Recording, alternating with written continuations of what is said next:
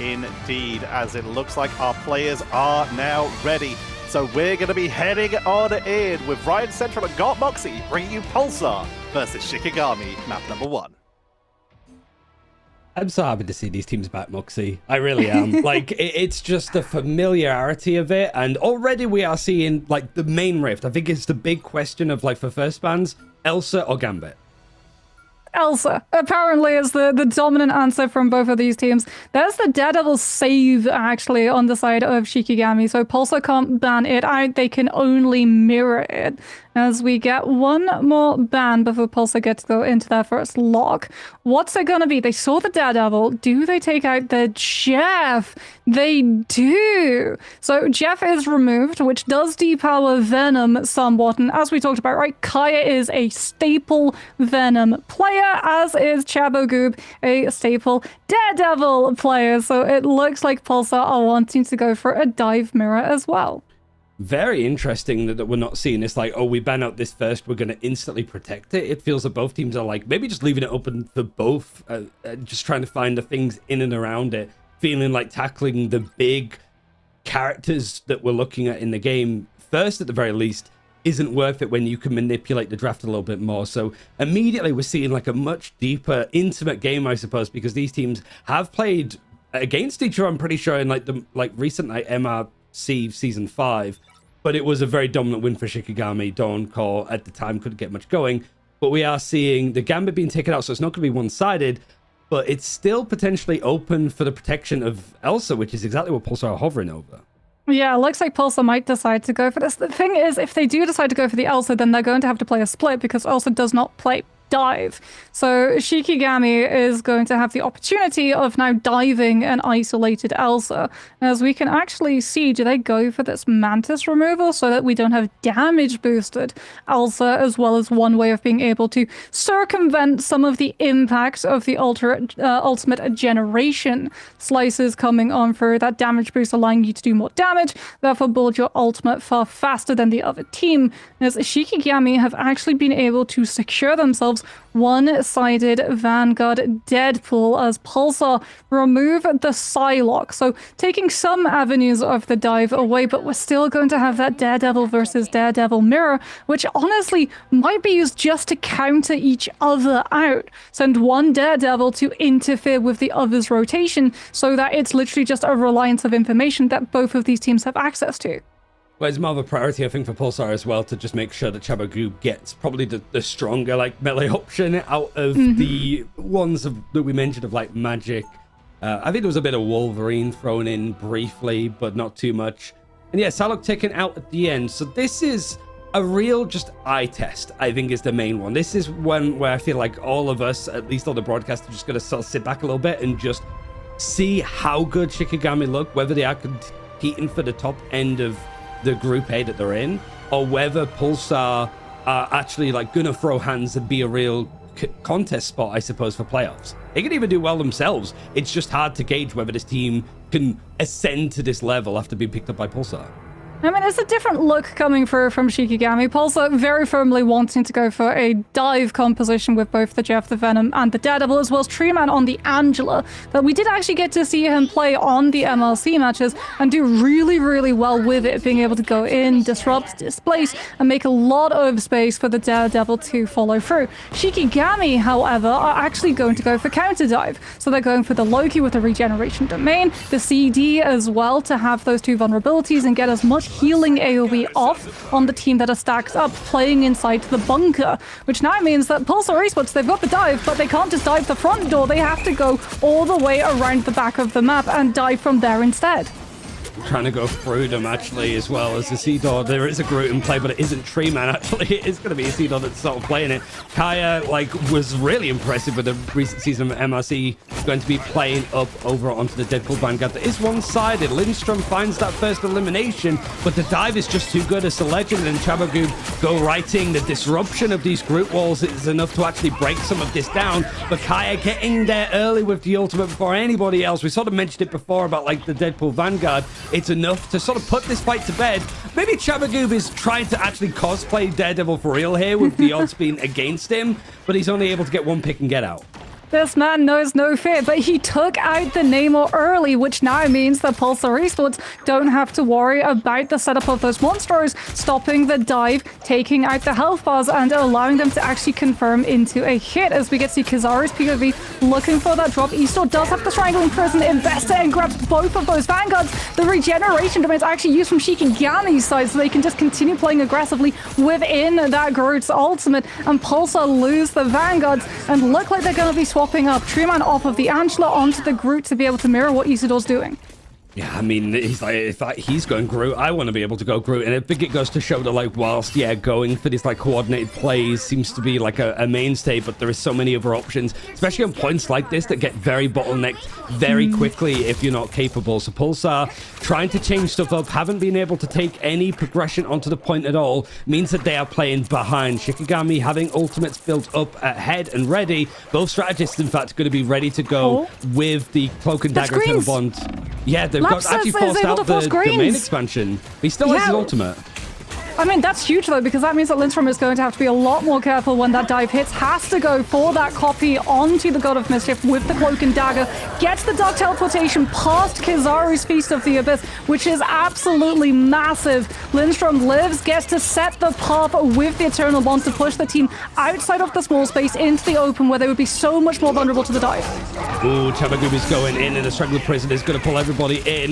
You have got the regeneration domain going to be used actually to keep everybody alive for the time being, so Shikigami seeing if they can like actually hold on here. Pulsar Esports putting a lot of threat and pressure on, but nothing to account for it so far. Sabatic on this Elsa, using the Apex Predator to sort of pull people away from this objective and actually be able to contest it a little bit more. But seeing it from Lindstrom's perspective, he is under no stress whatsoever. Sabatic tries to go in for the pick, and a really good play from Lindstrom to hold with that consistent threat that Pulsar were thrown down. Yeah, I think we're seeing one of the problems that a lot of full dive compositions run into.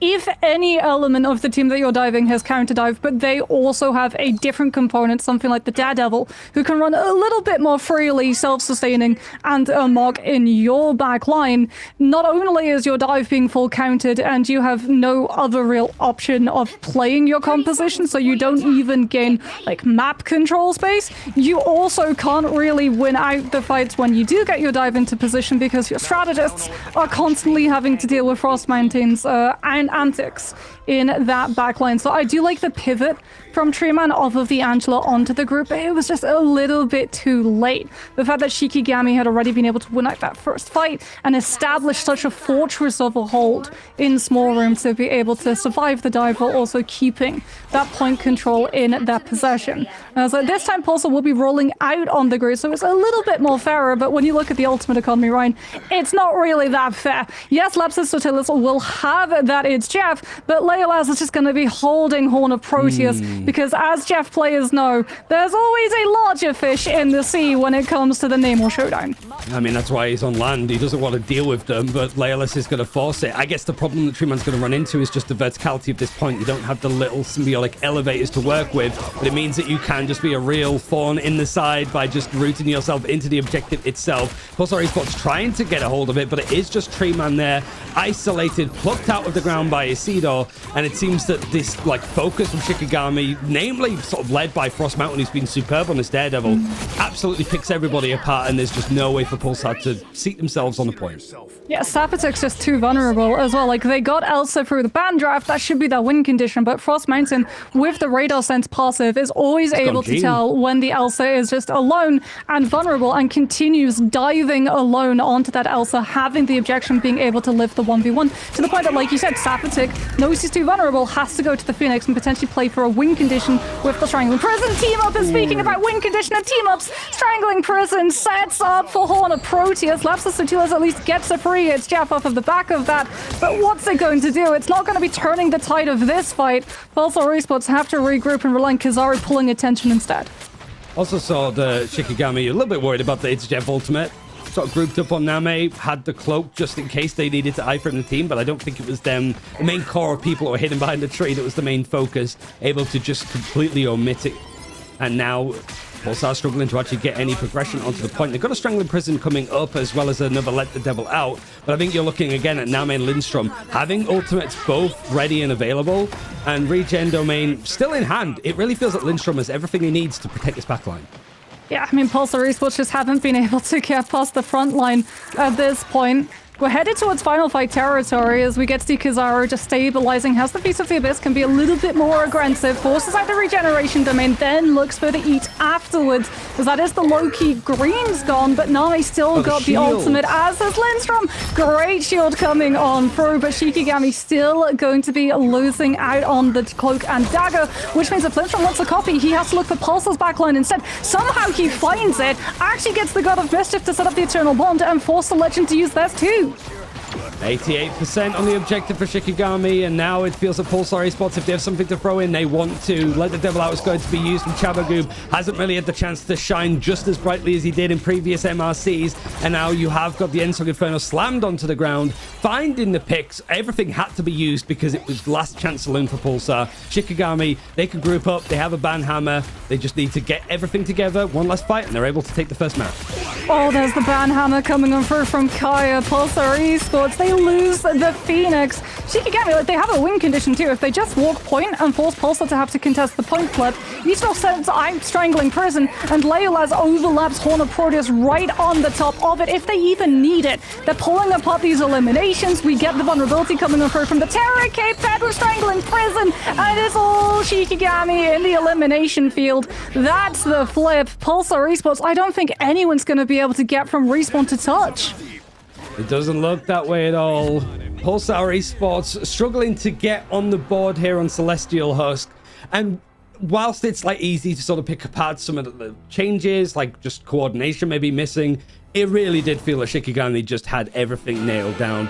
Perfect showing, and Shikigami is an organization looking at this and going, yeah, we picked up the right team. I mean, Nami and Lindstrom, they were just so unbothered. At least for that second round. A little bit more pressure from the first, given that we actually saw the dive hitting. But like Lindstrom, Nami, Lindstrom goes down once, Nami twice, is all you need to know about how successful Pulsar Esports dive was. And it's like they were coordinating, they were getting those dive opportunities in. It's just that Shikigami were peeling it perfectly. Regeneration domain, Nami being able to have all of the AoE healing with the dagger primary as well for the AoE attached, to both have self-healing but also keep the Loki up. Like, we very rarely actually get to see Shikigami forced into a position where they do get pressured, and when they do, Isidore just comes through with the Strangling Prison, catches out both of Pulsar Esports Vanguards, and we see Shikigami still able to win out the fight. I mean, also, I didn't get to really glaze one of my favorite players, by the way, because I was talking about Pulsar mostly. Leolaz was terrific, and it's just like 11 final hits. He just had all the freedom in the world. I think he could cosplay the just arrogance of like MCU Namor just sitting there being like, this is beneath me, because nothing really was able to touch him. He had some really good ultimates, but he was left to his own devices. Even though he wasn't allowed Elsa, it didn't matter. That one-sided Elsa couldn't do its job at all for Pulsar. I want to expand on what you two said there, of just this is a masterclass of playing into your opponent's style as opposed to playing the meta. We talked about how Groot isn't seeing as much play here, but when you know you're going to be up against someone who likes the magic, likes the Daredevil, what do? You play stuff like the Loki, like the Cloak and Dagger with the Dagger Storm, like the Namor, who has an immediate burst defense with the Aquatic Blessing to escape those big engaged situations while still doing damage, punishing you every time you try to step in, while still being able to capitalize on the Groot, on the Daredevil, on the Deadpool. And of course, Frost Mountain just had full freedom after that, because if the opponents are busy trying to fight the wall that is the rest of Shikigami, Frost Mountain is playing the best character to hunt down Elsa, to literally follow. Elsa's one of her biggest advantages is her mobility. Disengaged, kite. Who can chase better than Daredevil to try and help deal with that? Beautifully executed. Let's see if they can keep it going in map number 2 after this break.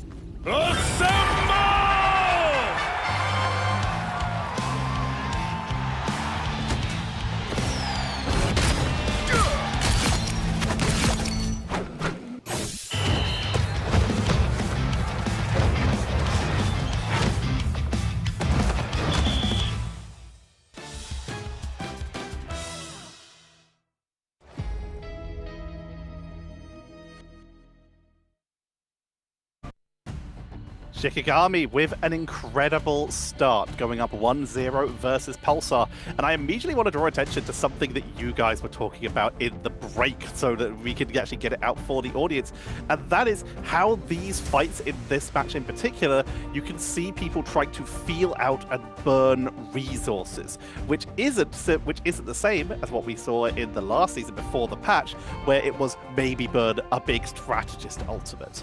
Burning through resources like the Loki Greens has massively spiked in importance. Isn't that right, Ryan? Yeah, it feels like before, when it was a lot of focus on stuff like Root Ultimates, you know, Kraken's Impact, Meteor M, and so like it's all about like you either have it or you don't. Like it's on or off. Are you fighting or aren't you fighting? But we've already seen some cases of like, for example, Na'Vi earlier, a player down, but they still had their Raging Royal Flush for Gambit and also the Galactic Legend. That's enough to turn any fight. They could lose another player that wasn't those two characters and maybe still survive in those engagements. It felt there from Pulsar and a couple of the other teams that we've seen today. They're just perpetually fighting. They're not completely out, not giving up ult charge, albeit it's a little bit weaker, but it's more the fact that Shikigami were like, we are fully engaging, we're disengaging, we need peel. It was very clear what their focus was, and Pulsar were just constantly just throwing hands. And Moxie, you're the one who pointed out the greens being used in the previous match and brought up this topic as well. We're heading into a Rako next.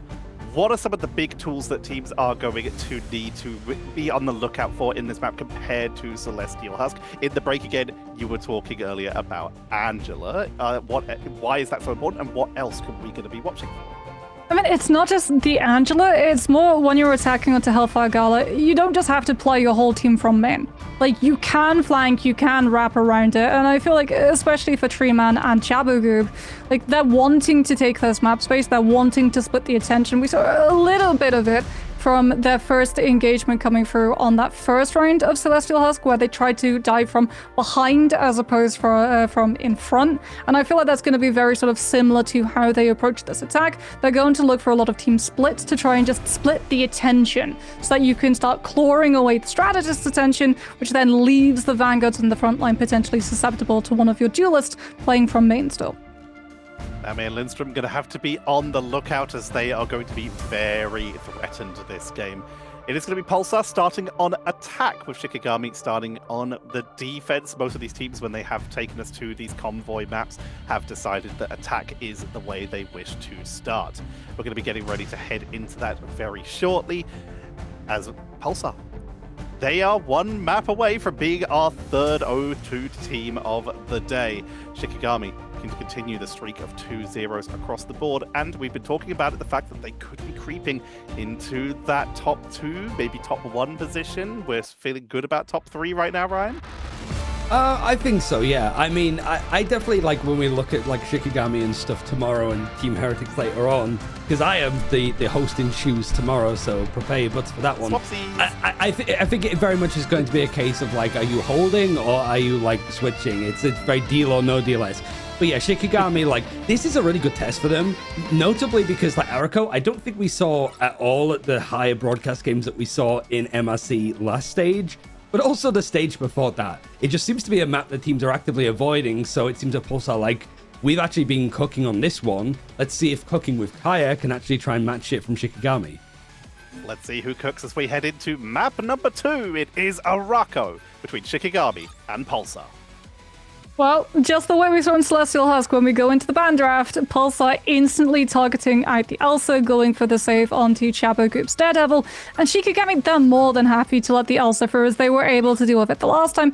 They think that they're going to be able to deal with it this time, so I really want to see if Pulsar Esports actually try to target the Daredevil before Shikigami get the opportunity to save it. Although I say that, I feel like this is about to be a Daredevil instant save on the side of Shikigami, which would lock it from Pulsar's targeting, but no, they go for the Gambit. Surely, Ryan, this is a Daredevil ban at some point before Shikigami get their next save. You would imagine so, but... So we haven't seen any, well, not much Loki today. I think actually taking it out here is important for Lindstrom because of how much value he's still found with it. Even with like ult regeneration being nerfed, like Loki is still good, like you mentioned, because of regen domain. Or greens, which I love when long ability names are shortened to something very quick and easy to mention. So like Elsa being taken out on both sides. You've still got a Gambit, one-sided for Shikigami to work with. But yeah, nothing from the Daredevil outside of that. Yeah, well, the Loki is sort of like felt on two fronts, right? Loki, so that you don't get two casts of Raging Royal Flush, which would allow Shikigami to massively out-tempo Pulsar in terms of ultimate generation, because you get two ultimates which can be used to cast and build up the rest of your 4 players. Gambit's in play as well, so we get the Star-Lord getting removed because Galactic Legend plus Raging Royal Flush is an absolute powerhouse of a win condition. Even if you do have that Gambit mirror matchup, having that Gambit plus Star-Lord ultimate a lot of the time actually allows you to really influence the coin flip, as we are going to be getting the Vanguard Deadpool removed as well from Shikigami's end. As Pulsar Esports, they went for that second save onto Invis Woman. So I feel like they're also anticipating Shikigami going for some level of dive, wanting to have the Invis, wanting to be able to use things like the Force Physics to put pressure on, say, the Venom or the Angela, depending on what Kaya feels going for. The first... I don't think we've seen Deadpool Vanguard on both sides. We've seen it non-mirrored. That would not seen it at all. So at least some of the bigger hitters are coming in, like Loki is out. You've got Elsa unavailable and then Deadpool Vanguard. So you do have like a Gambit versus Star-Lord case, and I do think that taking out the Star-Lord is interesting. Pulsar, I know they're on attack. They can change it. But Chabagoob, like I said, he has got magic playtime. And Kizara is on Strange. I know you're excited for something else. Sapatic on the Fantastic, but is he gonna really go? No, it's a portal play, surely. So I did actually, because I saw some stuff on this map actually, and I was going to bring it up to you. There are some like portal plays that you could do that aren't just like TPing. You basically like cover up some of like the high ground where you can mask where like a dive is coming from. I don't know if Kizaru's going to do that, whether it's going to be a pure dive in. But Sapatic is over on the Jean Grey, and Chabagoob is on the Magic. Yeah, on the Magic and detected instantly by Frost Mountain with the radar sense, and Chabagoob is gone. This is what happens when you send a Magic against a Daredevil on a 1v1, and the Daredevil has greater access to the health pack. As he's on Daredevil. We saw the Magic once, and boom, it's a magic trick! It's Daredevil! And he's gone. Yeah, it's... The mix-up is nice. You've got Treyman that's also been very good on the Angela, and this is a very good point to be playing Angela on, both on attack and defense. And Layla's on the Psylocke, something that we haven't seen for quite some time. Seeing if he could sort of aid in with the dive for Frost Mountain. He's trying to keep these like chokes pretty cleared up, almost like a bouncer to make sure the Pulsar's like dive can't really find and envelop the backline too much. But he's also going to be working alongside this team. So Legend, playing from the high ground, has some like protection at least. And they're trying to see if they can get in behind where Shikigami are playing. Yeah, I mean, also able to put pressure with that Psylocke onto Sapatic on the Phoenix, as both of these players, Pulsar in particular, are going to be wanting to use their dive to create space so that Sapatic gets less attention towards him, and the Phoenix can be the one doing the damage and finding the eliminations instead. As we can see, Treeman, like, he's not doing a lot of damage, but the displacement value, especially being able to spare Lindstrom away from any opportunity of the Invis Woman kiting, playing to the choke, getting the primary pierce to heal and build up the invisible boundary for this contest is massive, because it literally means that Shikigami can't afford to take a recontest fight, and Pulsar Esports, a little bit of a struggle to break through first, are able to pick up the first checkpoint and head into second. Yeah, it was just that kind of like out of the spawn door strategy that really didn't work for Pulsar, but outside of that, it's the sort of unending fights that they've been going for has worked in their favor, because Shikigami can't quite get themselves together, they keep losing out on players. Not changing up too much with the composition, trying to use this high ground as best that they can, because they feel like if the attackers can actually start to make their way up the staircase, it could be a really rough time that Pulsar Esports are like setting forward. A good pick onto Tree Man, who's trying to scout some information to make sure that the focus is a little bit split on the side of Shikigami, but the dive is looking to try and come in for the engagement. No. Eternal Bond is trying to come through. Meteor M is looking for the right kind of target, and it connects perfectly onto the Cloak and Dagger after the ult. Oh, that's so unfortunate for Pulsar Esports. They had no protection onto Lapsus inside that Eternal Bond dash animation. And Isidore is just more than happy to be able to chase down with the Meteor M before the CD can swap into the Cloak form and mitigate the Meteor M's impact with Dark Teleportation. And that's taken all of the momentum away from Pulsar's side. If they want it back, they're going to have to overinvest their ultimate economy. And Shikigami, they can take turn first, or they can let Pulsar burn themselves out of their ultimates and take a step backwards. Looks like they go for the first option. Leolaz uses Dance of the Butterflies, forces out the invisible boundary, but Shikigami gets a hold onto theirs, crucially, to have to react to Pulsar's aggression. Oh, there's so much here too as well when it comes to ultimate. I think it's going to be a bit of a struggle for Kizaru to get a good eye of Agamotto with how the movement, the characters that these have, the barriers in the hands of the likes of a Magneto, but there is a switch over. Cedo's actually gone over towards the Emma Frost to see if they can roll on the objective a little bit more. Not just that, Ryan. This is Emma bullying Strange. If Isidore gets Carbon Crush, all you have to do is Diamond Form, so you avoid the Strange Eye of Agamotto stun, and then Carbon Crush. This is such a good way to potentially cancel out that Strange ultimate, and it means that Pulsar can't go aggressive. They have to wait for the Emma Form to be done first. Shikigami get to come back, clear the space with both the invisible boundary, catching Pulsar Esports, and when they're slowed, send Frost Mountain in to finish the job with Let the Devil Out. What a play. And it meant that Pulsar, even though they still have ultimates in hand, they just never had a good opportunity to use them. What a pivot from Shikigami to go for those characters and find so much success with them. And having something like an Emma Frost means that those ultimates, this side of Seduction, they can be placed pretty much anywhere in a fight and they can find a good amount of value. Dive trying to go in, but the targets are on different individuals, and Sapatic cannot find any space. He has the Ensong Inferno to try and disengage if he wants, but they're looking for something to play around a little bit more to find these picks. I mean, the more Pulsar as well is staved off, the closer Name gets to that one-sided Raging Roar flush. Frost Mountain finally now is forced into taking the Daredevil 1v1, which he doesn't want to do.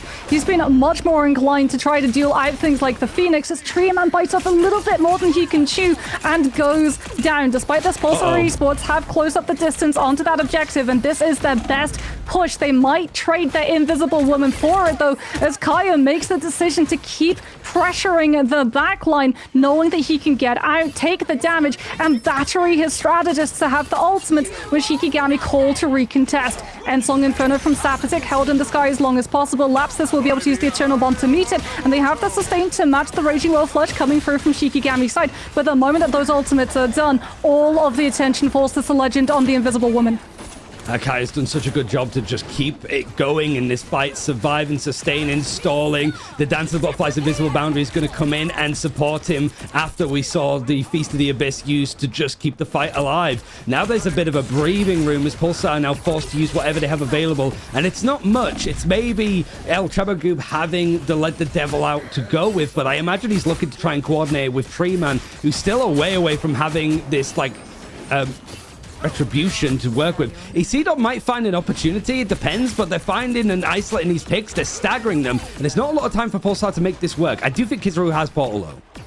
I mean, yeah, but Pulsar Esports, if they use Portal, everyone is just going to have zero angle control. Shikigami are going to be able to play the rest of their team so safely as long as Eastor gets to hold on to the convoy objective control on the Emma with that Sonic Seduction. Meanwhile, Frost Mountain's building up the next Let the Devil Out. They'll be able to take advantage of the split that Pulsar Esports have to have. One person on the convoy to keep overtime and play the rest of the team vulnerable without any element of peel. And Shikigami don't even let them walk past. There's the Sonic Seduction. The rest of the team kiting away from the Emma, run afoul of the Daredevil instead. And Pulsar Esports, they've lost Kizaru. They've lost any opportunity to stall for a portal play. I think this is where the objective will end, Ryan, as Kizaru will be able to activate the portal, but it might be able... No! Oh, no, the body block. It doesn't make it in time, and Shikigami complete the hold. It looked close For sure. But yeah, Shikigami taking a lot of good control. I mean, it was the pivot in the middle of the game, like 2D Emma Frost, showing that, like, I think a lot of people were expecting not much of Emma in play after, like, some of the adjustments that she had. But still, like, it was just the perfect position to use it. And how much that both these teams played around the Daredevil. And the difference, I suppose, Chabagub wants to be a little bit more threatening to the back line. Frost Mountain's job is pretty much to be like in sort of American football, to just keep body checking him and not giving him that space. It wasn't just that, it was also the tempo change too. Like, you're so used to playing the rhythm of just full dive, full dive, full dive into full dive, full dive, full dive, and then all of a sudden Shikigami just rewrite the script entirely. And it's sort of like that record scratch moment where your brain takes a moment to just like refocus and comprehend. Pulsar Esports, like the moment they lost that momentum on the attack, they got boxed into their spawn, and Shikigami were able to just play multiple win conditions, taking the dive 1 versus 1 onto multiple players on the side of Pulsar Esports, while still being able to retain objective control with the anchor of the ammo. I do like the composition of Shikigami is sort of playing around. Isidore, known for the whole previously, we haven't seen it in quite some time. And Kaya, do we think it's fastball, or do we think that this is actually going to be sticking with the Hulk though? Could be column A, column B. You've got the Jeff in play too, so it might just be a like come out of these spawn doors at pace. They've gone in for the leap to try to hit it, and it feels almost like cartoonish that we don't get to see just how brutal the action is because it's just been pulled off screen. Not quite found the pick, but look at the health. Like, Pulsar were brought down low, and they've had to give up a lot of this space initially straight off the bat. Oh, one's grabbed out of position, and it's Kizaru. There's the fastball too. So that Frost Mountain can continue applying that pressure before Pulsar can kite away from it. The Wolverine, though, does get pushed off of the map. Great reaction coming on through from Treeman. And that should be able to slow Shikigami down at least a little bit. As we can see, the force physics is there and connects onto Kaya. So the Magneto goes mid-air. It's a bit of a drop off for Kai. He's going to be out for a second though, but there's still like some semblance of like control, keeping the point touch, but wanting to regroup, keep Pulsar guessing exactly where this fight is going to be coming from. Now Chabagub is going to get that information. Sabadik is trying to play from distance, use this like long range that Jean Grey has, but the Wolverine, it was almost a horror jump scare diving in, able to disengage, but they've had to give up that position. Oh, that fastball. Yeah, that was a scary moment for Zapatix to have to deal with. And Isidore feels confident to just continue brawling, using those jumps as well as the bulwark bubble to just give Shikigami the opportunity of staying in longer as opposed to soft diving, baiting resources, getting out, stabilizing, and going in again. And that means that the dive tempo actually plays against Pulsar in this instance. Kizaru is tasked with trying to set up the strange teleport for the recontest, but who's going to stall on the side of Pulsar Esports? Even if they get the portal through, it feels like it's just going to be baiting resources. Nana using that Raging Roll flush, the Wolverine's Feral Grab taking Kizaru out of position so they can't hide behind the Strange Shield when they come for the teleport, and it forces the invisible boundary with the Ensong Inferno looking to capitalize on the players on Shikigami, who's slowed.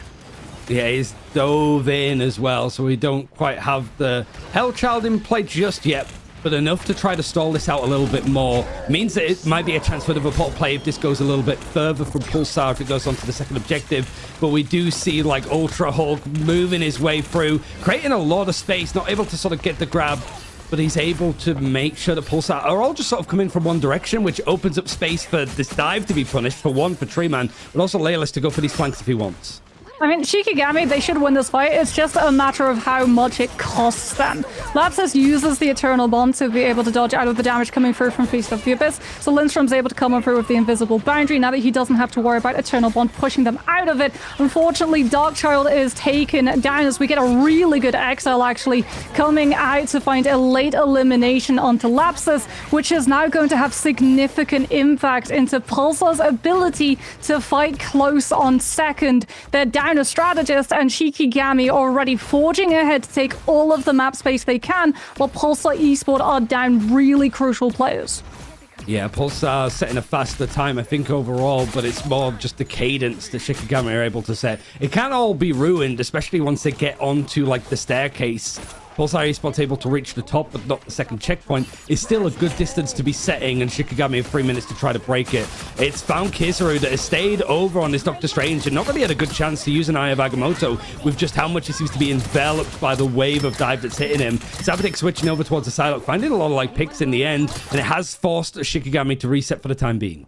Yeah, Kizaru's off of this range, was not having a fun time, like you said, into the Wolverine in particular.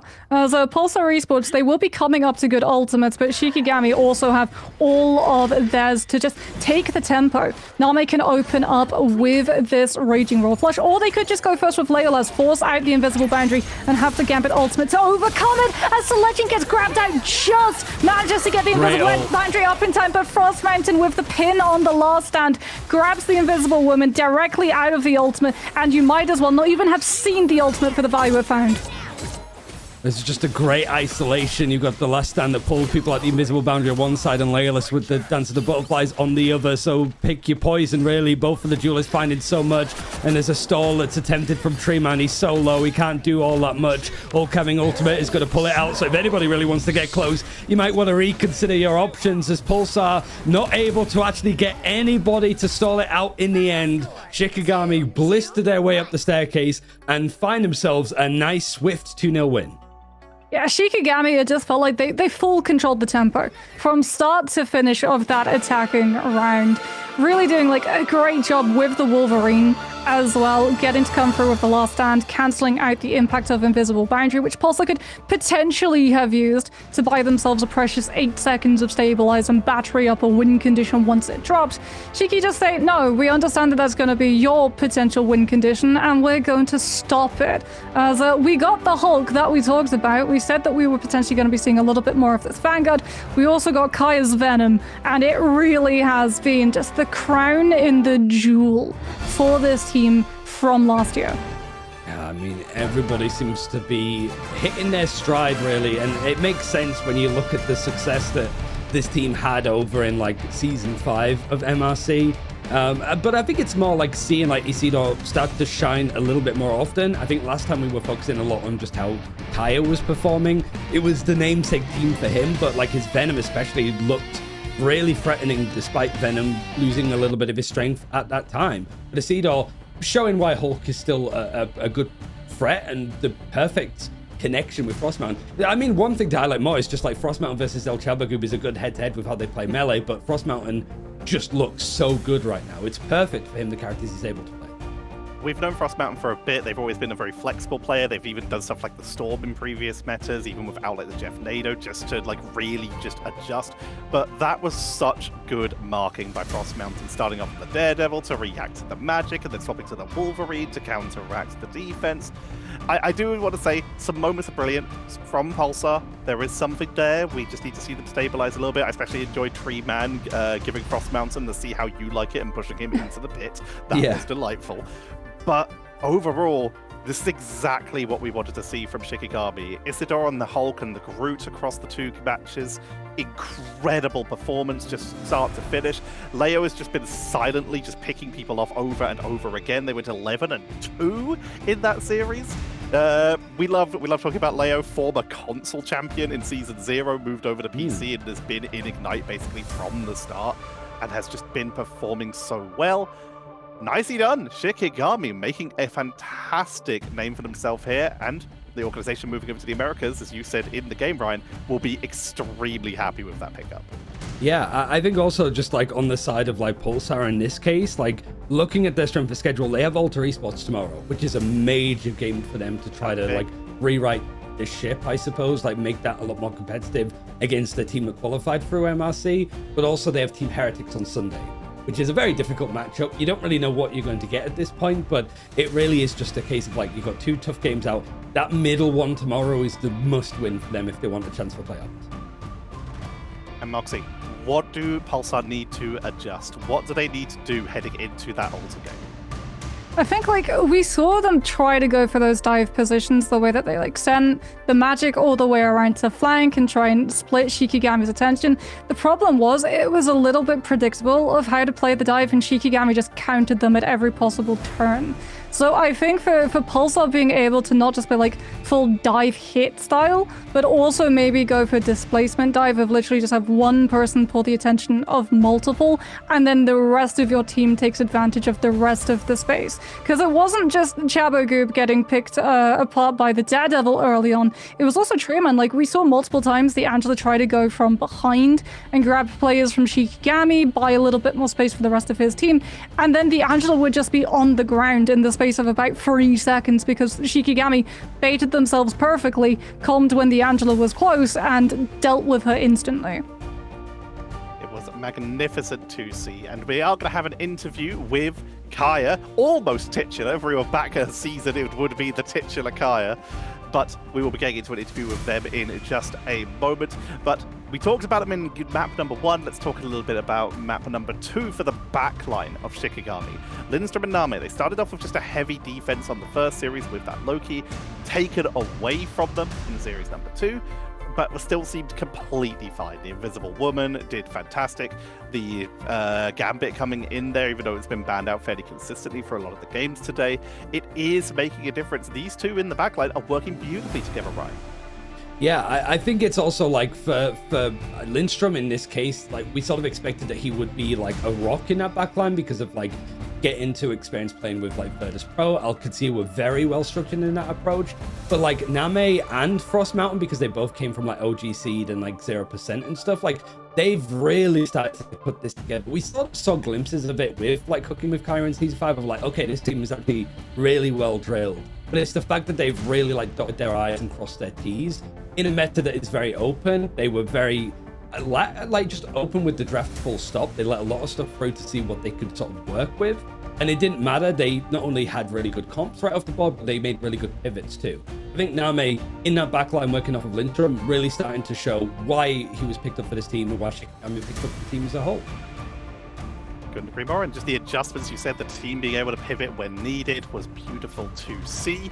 So right now, the question for Shikigami isn't how well will they, like, how well they are they going to make it to playoffs or anything like that. Right now, the question might be where.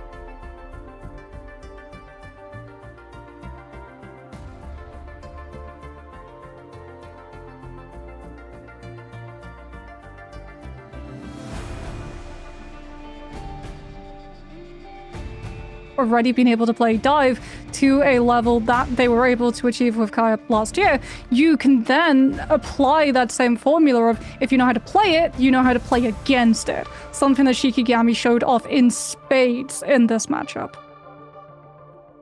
I was 2D for a moment there, but I have returned to the land of we the were living when it TVA comes to for a second. Like we saw like a glimpse beneath the curtain, but I mean, it's day one.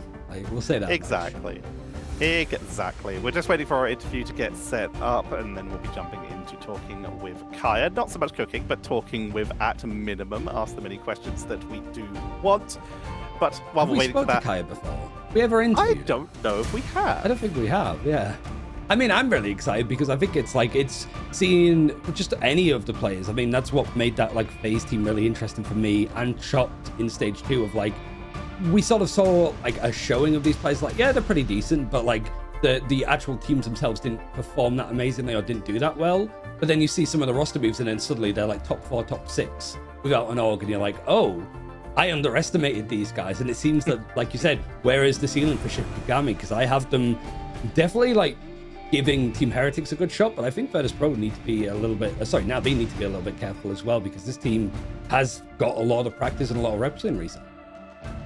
And we will be seeing from Team Heretics later on today. That's our last series of the day. We've already seen Na'Vi come out swinging. While we wait for the interview to get set up, Team Heretics playing last today against Team Pep. So this is going to be the debut for both of these teams. New rosters coming on in to see what they can do. And our next matchup, I've been seeing some excitement about it, of course. We have the world champions, Virtus Pro, and they are playing against MRC qualifiers Crownful. And that's 2 MRC teams having to face up against former world champions in one day. A rough opportunity for Alter and Crownful. We'll have to see if it does go differently. What are our thoughts on this? Like Motsy mentioned, we haven't seen Virtus Pro. They've been in the bunker. I mean, rightfully so, though. Like, everyone looks at the teams that lead metas. Virtus.pro would have been one of those teams. When we were around, like, the Marvel Rivals Championship, people would have been looking to see what they were up to, what compositions they were playing, how they would be fitting the latest heroes to the Rivals roster into. And I mean, on that note, I cannot wait to get to see how they're implementing things like potentially White Fox, Vanguard Deadpool as well. I feel like is going to suit Virtus.pro's playstyle incredibly well, because even when we got to see them last at Atlanta, they were playing dive, but they were playing it to the tempo of rush. They were getting like so aggressive, they would steamroll through your whole team in about 5 seconds, and that is literally Vanguard Deadpool's MO to a T. We have our interview ready. We are going to be jumping into chat to Kaya from Shikigami after what was a fantastic introduction. So let's head over there now. Kaya, what a performance. What a debut once again coming on in. How are you feeling after your first win of preseason? Just feeling great. It went as planned, so I'm happy and team's happy. We love to hear that. So we have to start off with the ask of, you guys came in with some different strategies to what we've seen from the other teams today. You brought out the Groot, you brought out, of course, the fastball with the fastball special with the Hulk and the Wolverine. How much more are we to expect to see in terms of strategies that we might not have seen so far? So we play like so many different comps, and like we're super flexible. We can basically run every tank, every DPS, every support. So you will see us playing a lot of different stuff. Speaking about different stuff, we have to talk about the difference in terms of Ultimate Generation and where that's led compositions into much more of a neutral-based focus. How did you sort of adapt as a team into the new environment, which is Rivals having a much longer neutral and a much longer build-up to the Ultimate Generation? I think it actually fits us a lot better now, because one thing we struggled a bit against was just teams just only playing for those ults, like they weren't doing anything and they were only playing for ults. That was like something we struggled with, but we see now on this patch you can't really do that anymore. So we feel like one of our weaknesses is like essentially like pretty much removed. So it feels good. I want to talk a little bit about like season 5, like MRC, Cooking with Kaya. That's like the team that the card that's been picked up from Shikigami. Like, what was it about that team that's really caught like the Og's eye, do you think? And what have you worked on since MRC at the start of this year? Like, you had a really good showing and I'm glad that you guys got picked up, but what did you feel, okay, now that we're signed, we have to focus on this aspect of our game to really be pushing the top of the guys? I mean, we're just focusing on, just like polishing our gameplay, like in general. Like, I think we are super comfortable on all our characters, like individually. So we're just looking to basically just not feed. That's basically our goals. Like we just don't feed and we're better than everyone else. So this is like, as long as we don't feed, we just win. Looking to cook, but not to feed, the anti-restaurant strat. Well, Kaya, an incredible start for Shikigami here today, and as I say for everyone, this is a couple of yours first time. A lot of you have been in Ignite before, but for those who are just getting to know you guys at Shikigami, what do you have to say to the audience out there, or to your opponents that might be waiting for you? I mean, I see everyone putting us in like third, like literally everyone, not a single person has put us above third through this like prediction. Oh, but I got you second and Heretic third. Yeah. From the ones I've seen, I haven't seen anyone, but I think like we should be considered as like a contender for top in our group. And I mean, yeah, just don't underestimate us. Don't underestimate Shikigami. Wise words, and ones that I think have already been proven. And Kaya, thank you very much for joining us. We'll let you go celebrate with your team and prepare for the following games. Thank you. A great start by Shikigami, putting on an incredible performance, and also Kaya, absolutely lovely. More strategies. Don't underestimate us. And those are two scary words to hear for any team, knowing that you are against a team that's that flexible with more hidden, who are confident enough to say, yeah, no, people putting us third, which I'm guilty of, have made a mistake.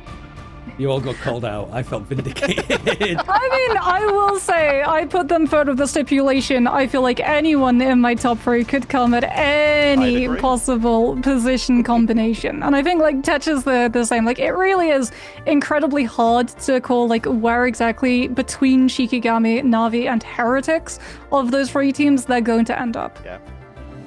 Well, we're going to find out a little bit more about Heretics later on, but for now, we're going to head to a break because it's a World Champions time coming up after this. We're going to be getting ready for our next matchup, which is Virtus Pro versus Crownfall. Don't go anywhere.